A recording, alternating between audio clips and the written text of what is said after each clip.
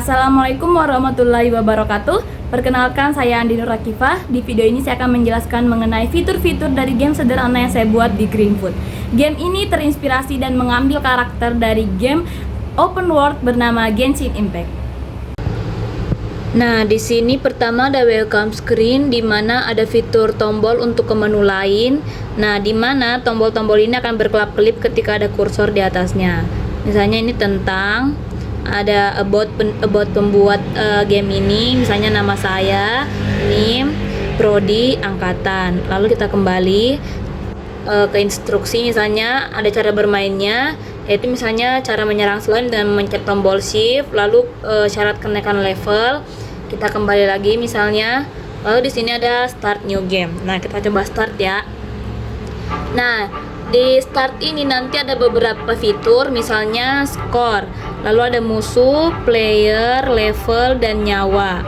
Skor bisa bertambah jika player menyerang musuh dalam posisi menebas.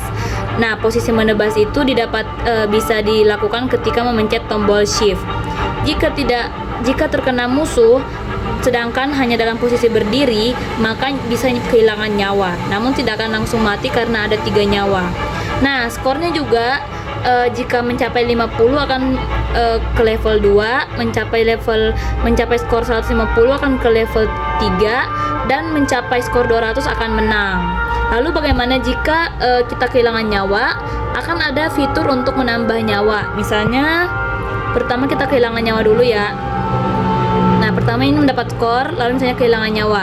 Saat nyawa menghilang, kita bisa mendapat peti harta karun dengan menebas musuh. Peti harta karun ini hanya muncul ketika menebas musuh, hanya ketika nyawanya sudah menghilang 1 atau 2. Dan peti harta karunnya muncul secara random dan hanya bisa muncul 1. Tidak bisa sekaligus 2. Jadi kita harus mengambilnya dulu sebelum ingin mendapatkan peti harta karun lain. Nah, dan harta karunnya pun tidak bisa diambil jika sedang dalam posisi menyerang. Harus dalam posisi berdiri biasa. Nah, ini sudah mencapai level 2, kesulitan dan kecepatan dan besar musuh juga bertambah. Lihat, nyawanya bertambah. Coba kita ambil lagi menghilangkan nyawanya. Lalu kita cari peti harta karun lagi. Tebas dulu musuhnya, lalu dapat. Tebas lagi, lalu ada di bawah.